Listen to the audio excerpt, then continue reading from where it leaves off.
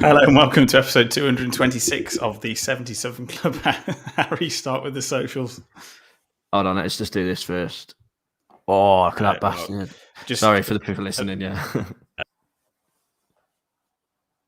Harry has what only can be described as the reddest eye I've ever seen. It is so bloodshot, but it's getting gradually more bloodshot as the week goes on. I think we're going to call it Bank Holiday Weekend Eye. We won't explain. Actually, it's more interesting if we don't tell you how you did it. But you can speculate on Twitter. Start with the socials. Yeah, the Twitter is at 77 Club Podcast, the Wolf 77 Club everywhere else. Just follow Facebook, it pops off these days. As I say, Instagram's terrible. And please rate us 5 stars on Spotify. We really like it when you do. Cheers. Jack Williams is here. He heard dropping his mic on the floor and smashing his flat to pieces. Hi, everybody. Harry, safety is mathematically there. 1-0 win over Villa, pretty much for me, all but secured it. And then the results, the rest of the weekend's games went our way. And it's now a 10-point difference with 9 to play for. So it's happy days. It is, and it might be part of the reason why I've got a red bloodshot eye, because I was celebrating after the game. I'm going into it, as people listening to this podcast know, we were all a bit down in the dumps, weren't we? Oh my God, anyone getting feedback there? Sorry, yeah. No, we were a bit down in the dumps. I said 4-0 Villa. I was really unconfident, but we had to get a response. And we did, and we were solid. We defended just unrecognisable to the Brighton game. Our defence was solid as a rock. Obviously, rode our luck a bit, took our chance when it came, and it was an amazing 3 points against Villa, and we always seem to do well against Villa at Molineux, so we should have seen it coming, really. Jack, Toti Gomez pops up with a fantastic header, brilliant header. I don't think anybody, including us, expects him to start the game. He did. Rose like a salmon for the corner, and in off the bar it goes. Yeah, really good. I mean, when he has come in and got into that sort of left-back role, he's done really well, really. I know that a lot of people, including probably us on here, have said we prefer a more attacking option, but after you get absolutely done 6-0 in the last game, you have to sort of rethink things, don't you, and go a bit more defensive. And football is a funny old game, because after that display at Brighton, the week before, when we were just awful, the worst I've probably seen us play in a very long time, if not ever, I honestly didn't think we'd have a chance, really. If you look at Villa's form, since Emre's taken over, they've been absolutely flying. He's probably the manager of the season post-World Cup in the position he's got them into. Starting to talk about European football and coming to a team that's just lost 6-0, and we keep a clean sheet somehow. It's just a mad game, really. Anyone see us keeping a clean sheet after that absolute just shocking display at Brighton would need their head looking at, but it's just strange how it goes and how it works, really. Players did really well defensively. I mean, lots of questions about Jose Sarr. Pulled off an absolutely incredible save in that first half.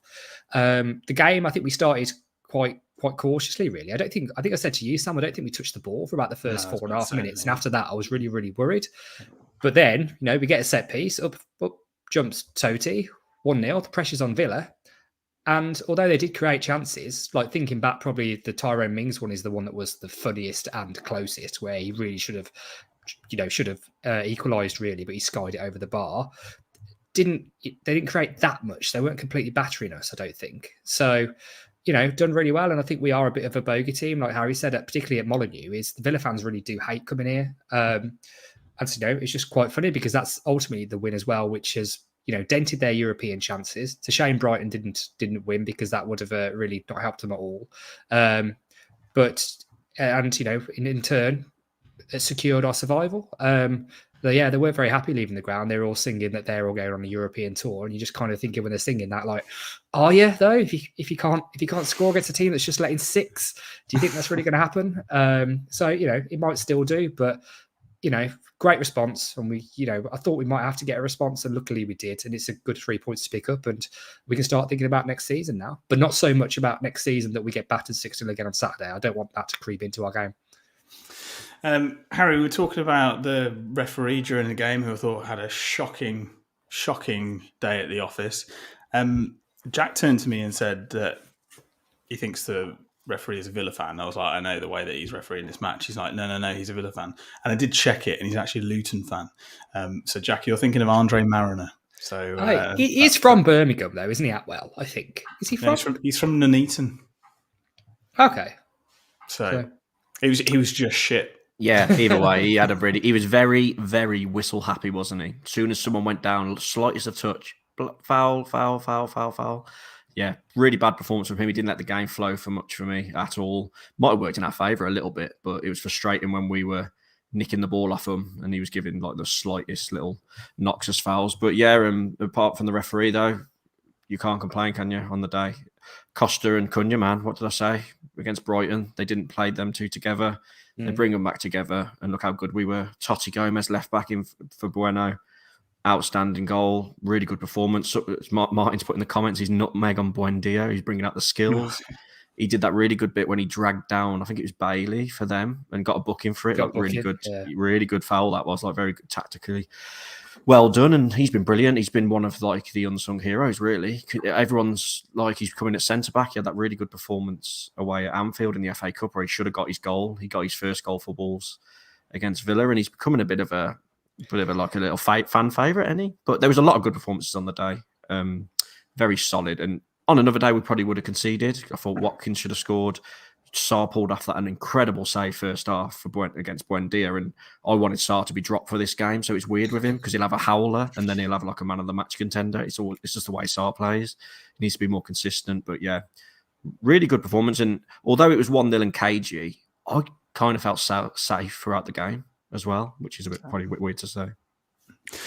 Another great performance from Diego Costa, Jack. He seems to be fitting in nicely. He is the player of the month for Wolves for the month of April. So picking up where he left off in that sense, by the Brighton game.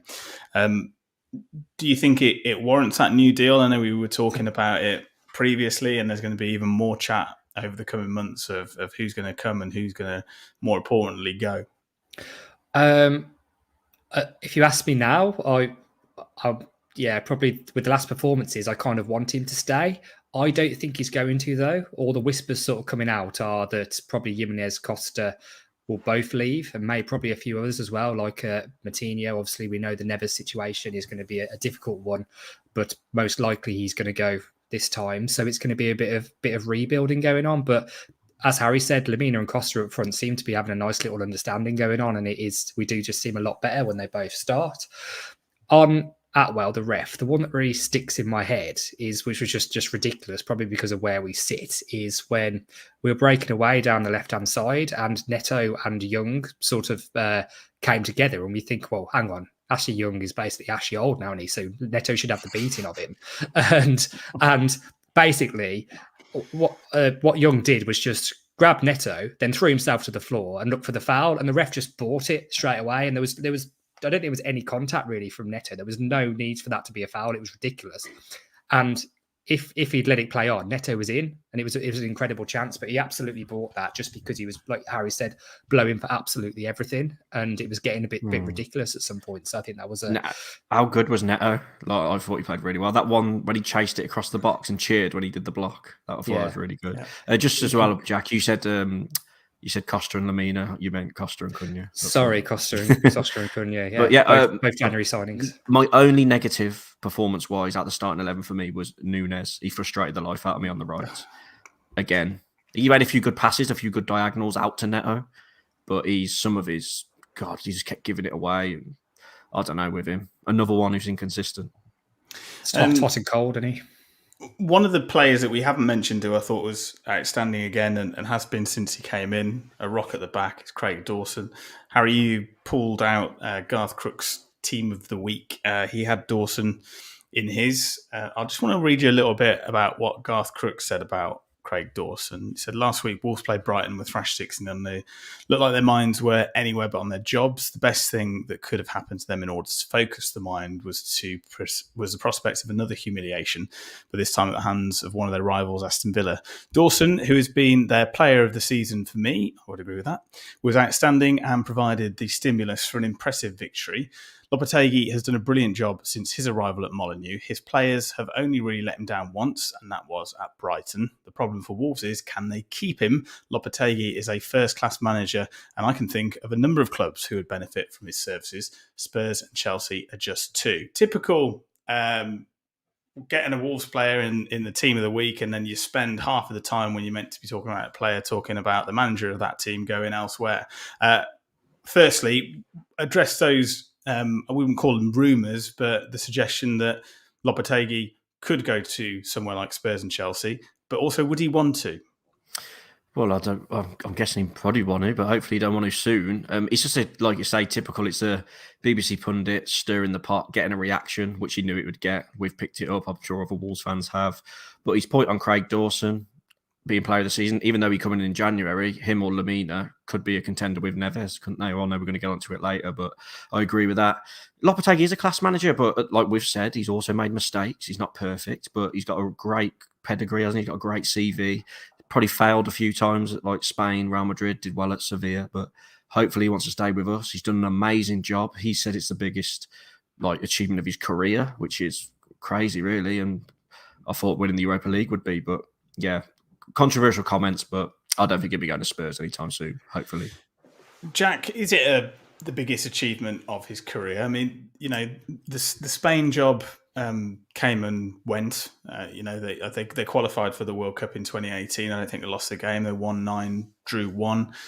He was sacked just as that tournament was kicking off in Russia because it was announced that he would become the Real Madrid manager. He'd gone from Real Madrid by the time October came around. And then obviously did quite well at Sevilla, has played against Wolves in the Europa League, still feels weird to say that, and won that tournament.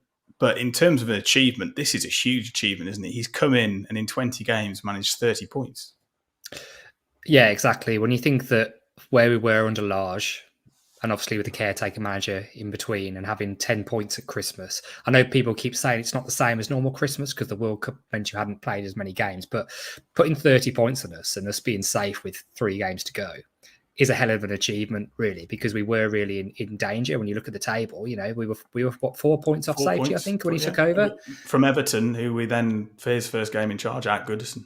And from that position to safe within 3 games to go is an incredible achievement. Obviously, it's a big achievement winning Europa League that year that we were really knocking out us, then Man United, and going on to win the thing is a big achievement. But yeah, it has to be when you come in. It's obviously easier to manage a team.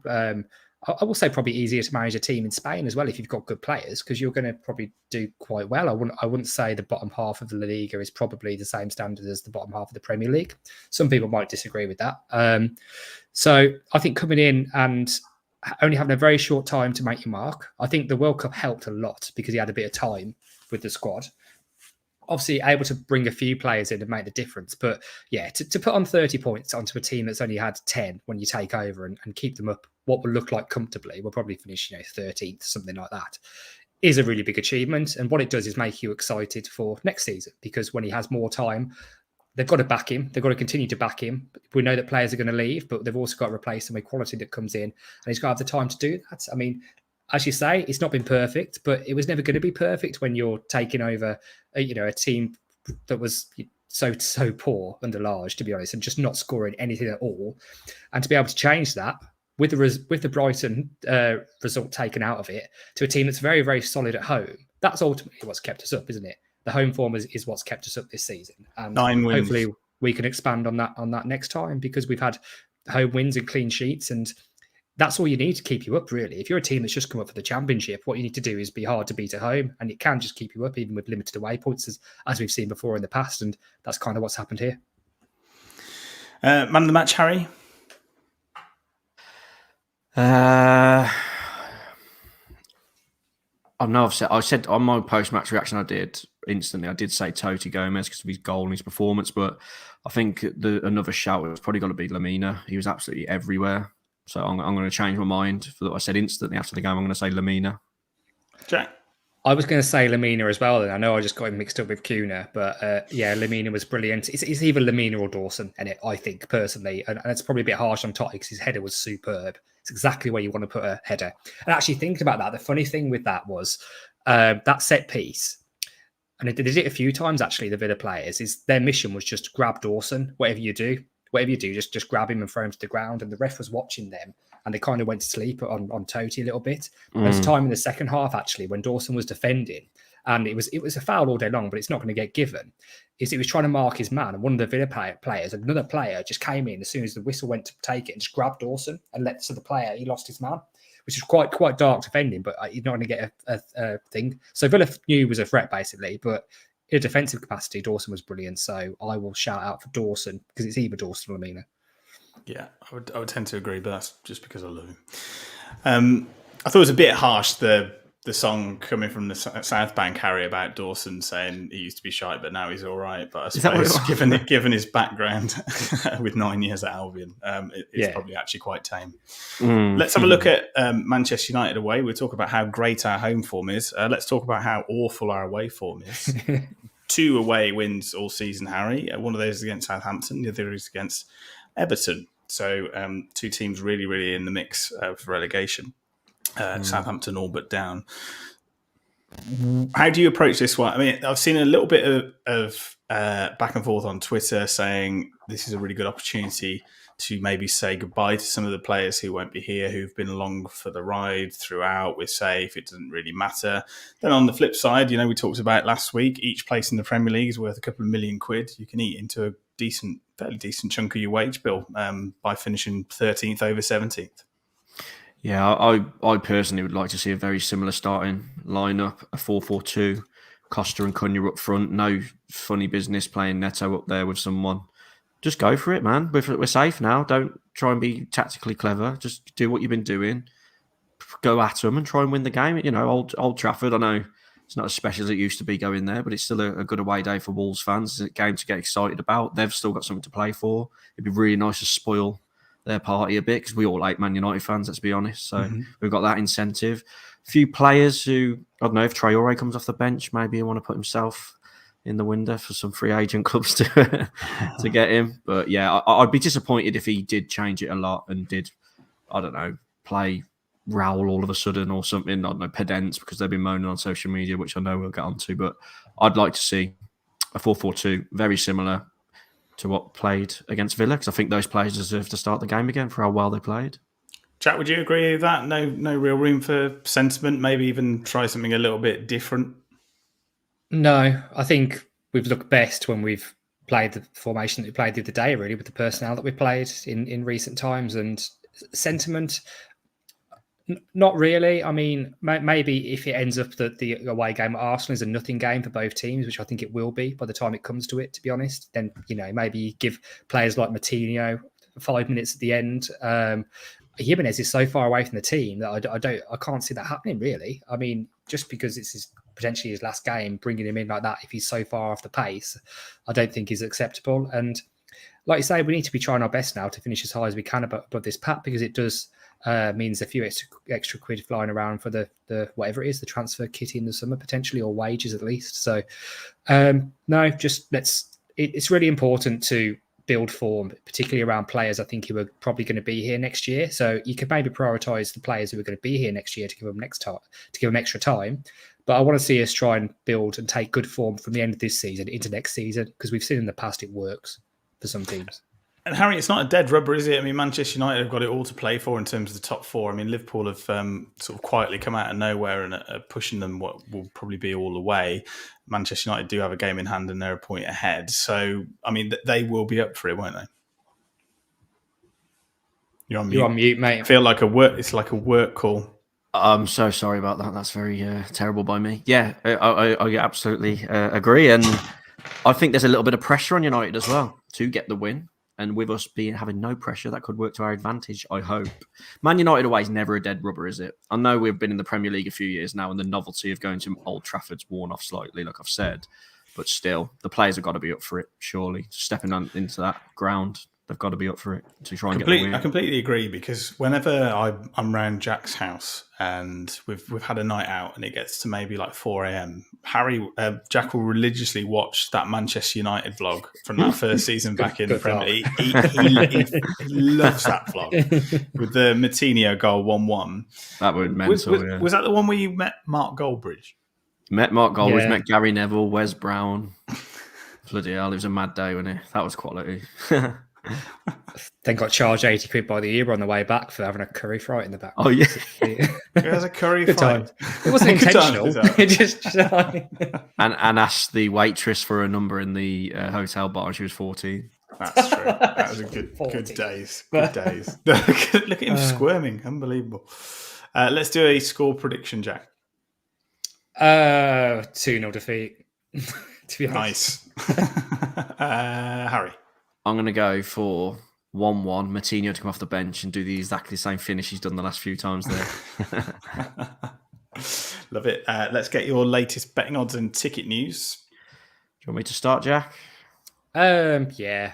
Well, as you can imagine, we are massive, massive underdogs for this game. 7-1 for a Wolves win. Whew. They did not fancy us. 7-1? 7-1 just for Wolves to win. 4-1 for the draw. Man United are 4-11 on. So, yeah, we are big underdogs. Yeah, Marcus Rashford just to scores evens. So, they fancy him. Ruben Neves' score from outside the area has been boosted to 9-1 on Sky Bet, if you fancy that. Correct scores. 1-1, which I just said, is 8-1. So pretty tasty. 2-0 United is 6-1. 2-0 Wolves is 40-1. Wow. 40-1 for context is usually what like 4-1 is if we're not underdogs. So that's a massive odds. 4-1 Wolves, 150-1. Get a pound on it. But yes, as I say, very, very big underdogs. But Neves one is interesting because I think he's been getting closer and closer with some of those free kicks. So it might be worth taking a punt on that one. Jack has some ticket news, and then we're going to talk about the main ticket news. Yeah, I mean, there's very little ticket news in respect of the normal ticket news because the only games we've got left are Everton, which is sold out, Man United, which is sold out, Arsenal, which is very slowly working its way down the points, but will sell out quite soon, probably early next week. But the big news of the day in terms of tickets is that people have started getting their renewal price emails for season tickets. And as always, people expect a price increase, particularly with the way it's gone in recent years. And there's probably, I would say it's been mixed feelings about it so far. And obviously I'll bring you guys in on that. Is for us, I think the price increase on last year is about 6%. It's gone up to £625 behind the goals, which is probably not as bad as we feared, to be honest, with inflation being so high and these sort of things. I think the issue that you have is when you start to look at the price increases over the course of a few years. I think if you look at the prices, what they were in 2019, I think most people's tickets have gone up by about 40% from 2019. It's more like 50 or 60% from 2017, which is quite an increase. And also some fans seem to be getting shafted a little bit more. Those particularly who sit in the Billy Wright upper, because they properly changed the price increase for the Billy Wright upper tickets last time. They changed them so there was like an outer wing bracket and then a central bracket. And the prices in this centre got put up considerably. And they've kind of gone up quite a lot again, I think. So they're the people who've really had the increase. I think it was a friend of the podcast, Tom Rouse, who said that basically his ticket price since, I think it would be 2018, has pretty much doubled in those years. Not far off doubled. So I think is it 800 and something quid now to sit in the 800 and it's 833 quid now in his season ticket in the Billy Wright upper. And I think he said in 2017 he paid like 449. Yeah. So he's basically doubled, yeah.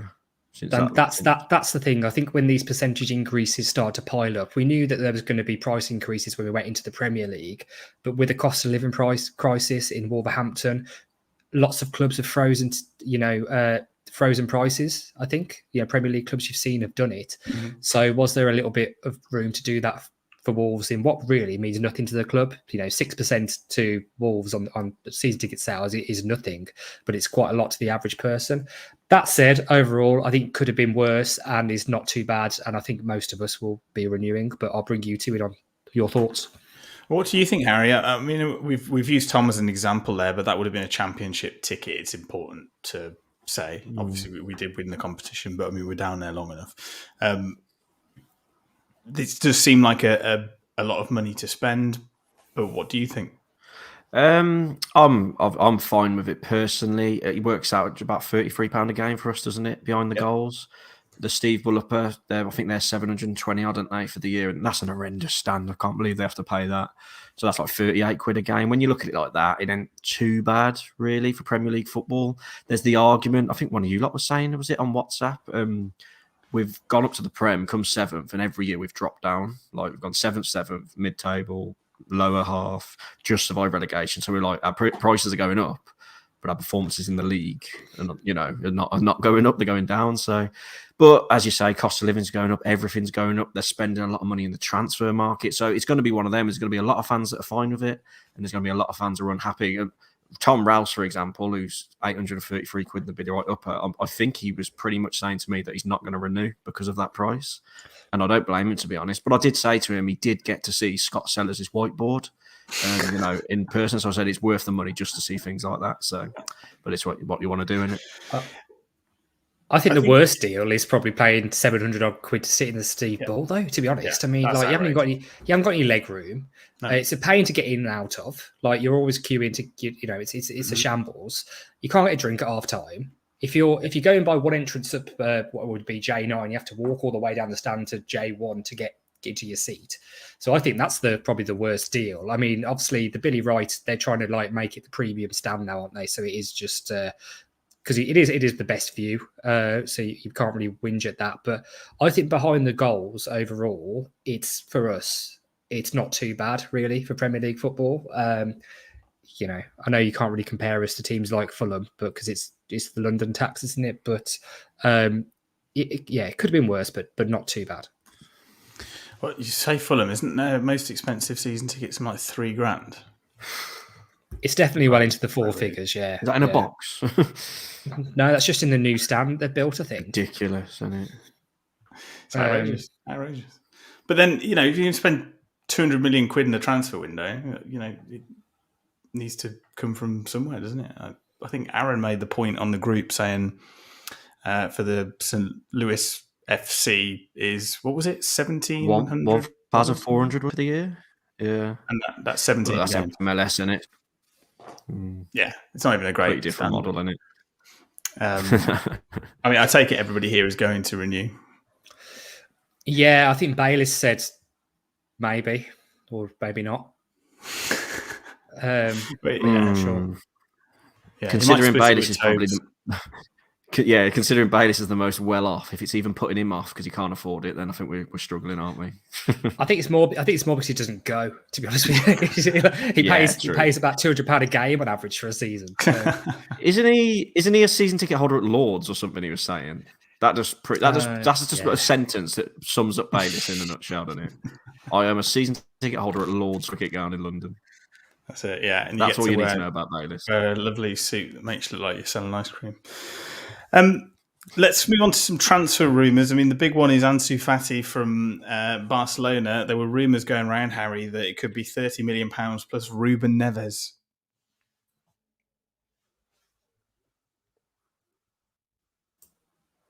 Sorry, my signal went. That deal's horrible. No, you're still here. Don't worry. I think Harry was going to say that deal's horrific. It's a joke. Yeah, you go, Jack. You go. I'll paraphrase for him there. So, yeah, I just don't, if Neves goes, I know we said we don't want him to go to any UK team, but we also don't want him to go to Barcelona because just historically they just shaft us and they've actually got no cash. So, if we're going to sell Neves, we need to actually cash in. Is there 1 year left in his contract though, which probably won't help if there's only 1 year left rather than a long-term one. Mm-hmm. So. I don't know. We'll see what we can get, but I suppose I'd take Barcelona over any Premier League team, to be honest, even if we get shafted, because, it's unlikely we're going to get into Europe and he's going to score against us. I'm back. A few days later, they did kind of write off that rumour, didn't they? Barcelona's someone in Barcelona, someone linked with the club were like, we don't want Neves. He can't defend, I think the quotes were. Xavi, apparently, yeah. Jesus Christ. It's a bit of a weird one because Busquets is leaving, isn't he? It was announced today. So I guess that defensive argument makes a little bit more sense as they're going to want more of a like-for-like replacement. But the whole point in Barcelona is that all the youth teams play the same and there'll be people, coming up through the ranks. And even Real Madrid and who are classically Galacticos splashing the cash don't even compete with the likes of Man City, Chelsea anymore. If it ain't Barcelona, he's going. You've seen his quotes after the Villa game when he spoke to WM. He said, look, I love the club. I'm a big fan. When I go, I'll be number one fan. I'll probably come back in the future. Same sort of quotes we've heard before. So all we know is he is going, 100%. There's going to be offers. One's going to get accepted with his contract running down, as we've known, but great servant. And he's still putting in his effort. Other rumours. I got a bit excited about Lucas Moura. Did you see that link? Yeah. Only because of that hat-trick he scored for Spurs in the Champions League about 5 years ago now. But I don't know what he's like now. He might be absolutely shot to bits. But there's a few links in there. Gyökeres, is it? From the Coventry. Yeah, but they might come up, so he might not come. That's the thing, actually. It probably does depend a lot on getting that lad from Coventry about how they do in the playoffs, really. We were talking about this the other day in the group, weren't we? So it's Luton, Coventry, Sunderland, and who's the other one? Middlesbrough. It's not Albion. Didn't Albion get in? No. Albion didn't get in, no. Neither did Millwall. And Luke Cundle scored for Swansea as well. Yeah, Albion have been real trouble now. That's their financial ruin started, I think. Talking of, sorry to just go left field. We'll go back to the playoffs talk in a minute. Talking of Albion, did anyone see that, I'll say famous, he's off TikTok, called Tom Garrett when he snapped his arm in an arm wrestle? Did anyone see that? Yeah. Yes, I did actually see that. Oh my God. He's an Albion fan. I didn't feel that. Okay. I was going to say what was. I was going to say, where's this going? I didn't feel that sorry for him. But yeah, I've never broke a bone, touch wood, of any of you, because that was a bad one. No, I don't think so. I think you might have broken your eye, though. I think you should get that checked out. Look at that. Would you rather have a broken humerus or an eye like the devil? That's what you got to ask yourself. What happens when Harry walks into a wall with a full erection? I break my nose.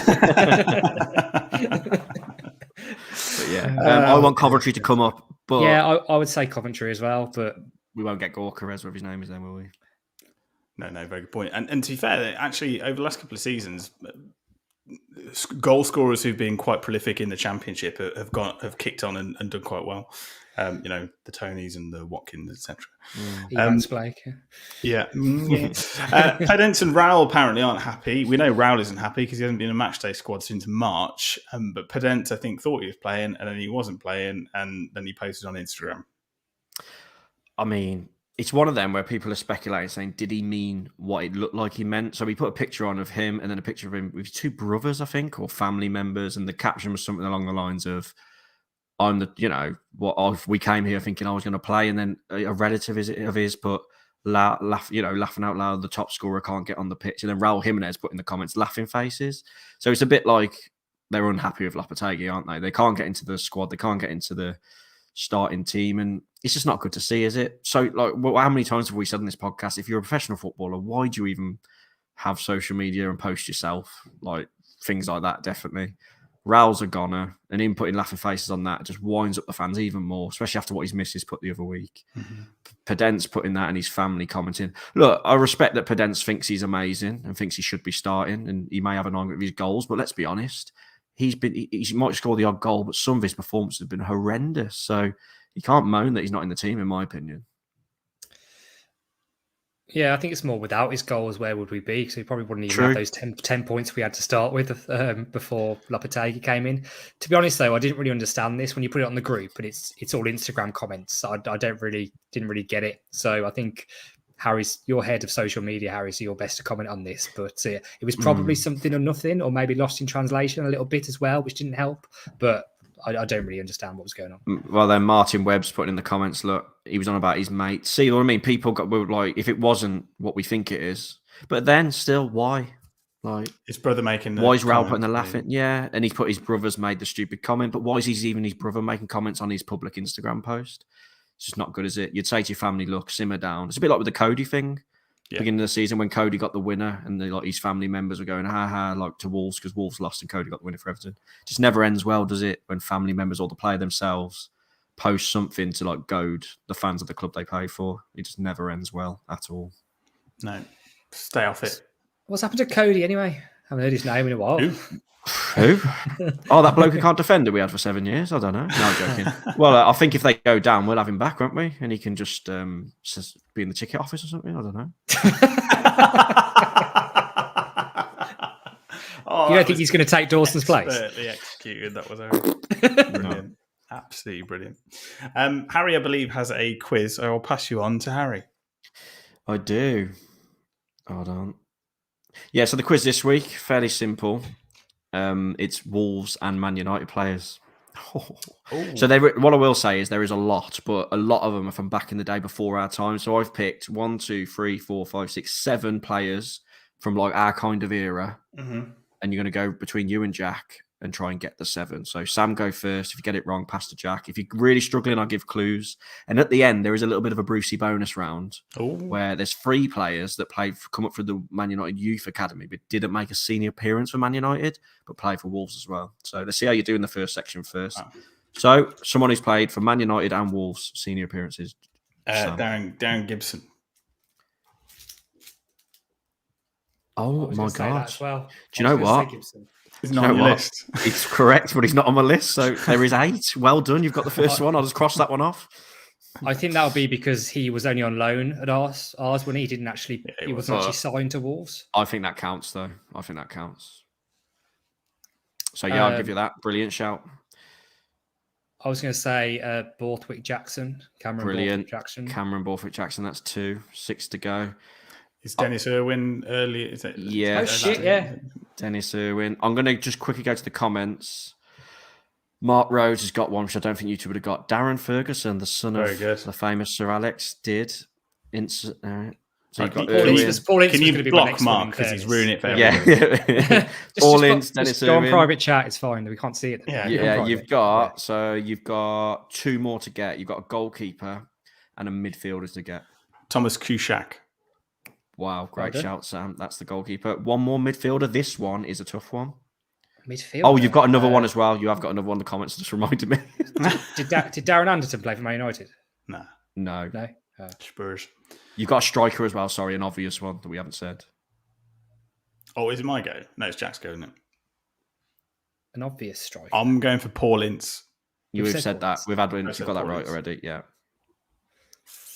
Striker. Who's played for us at Man United? Oh, come on, lads. Oh, Ebanks Blake. Ebanks Blake, yeah. He started off at United. He made appearances from the League Cup. Yes, look on Wikipedia. Wow. Yeah. I just think Plymouth straight away. So you've got one more midfielder to get. I'll give you a clue because it's quite tough and it's quite a rogue one. I had no idea he started off at United and played a few games. Midfielder under McCarthy. Just try and name some maybe because if I give you some clues, you might... Just midfielder under McCarthy. Scored a really good free kick against Stoke in one game. Oh, Dave Jones. David Jones, yeah. Mad one, that. I never knew he was at United, did you? No, but it rings a bell now, actually. But no, I wouldn't. Yeah, but I'll tell you what, Darren Gibson, Sam, I don't know, that wasn't even I didn't even think of that, so that was a great one. There's a few players here in the youth. So they started off at United in the youth, but they never got like a senior appearance in the League Cup, the FA Cup, the league. One was a left back, very old. We've had him in the quiz before. He come to Wolves when he was old, little blonde thing. Oh, Michael Gray. Michael Gray started off in the Man United youth. Yeah. Wow, I didn't know that. Another one, a striker. He was American. Scored a will. Jamal Johnson. Was in the Man United youth. Yeah, wow. Crazy. And another one now, this is a bit of a flip, reverse it. Was at Spurs, was at Wolves, and now he's currently a player coach in the Man United under-21 setup. This is a weird one. Can you think of who it is? Played for Wolves on loan, scored away at Derby, was a good midfielder for Spurs. I'm trying to think who else he played for. He played for England. Now midfielder. Like centre midfielder, big lad. Oh, Huddleston. Yes, Tom Huddleston. Oh, God, yeah, he's now a player / coach for the Man United under-21. So I found that interesting. But you threw me off with Gibson. It's not like a player not to make my list, is it? No. It's not like me to forget. Well, Richard got it as well. So NF2204's but Scott McGarvey. That could be right. There was loads of players when I did the research who I had no clue who they were. So there's loads of players from like the 60s, 70s, 80s, maybe even early 90s that have played for both Man United and Wolves. But yeah. No, excellent quiz. Really enjoyed that. Best of luck if you're going up to Old Trafford at the weekend. Do enjoy. We'll say goodbye to Harry Mansell. Okay, just one more. Oh, one more of the eye.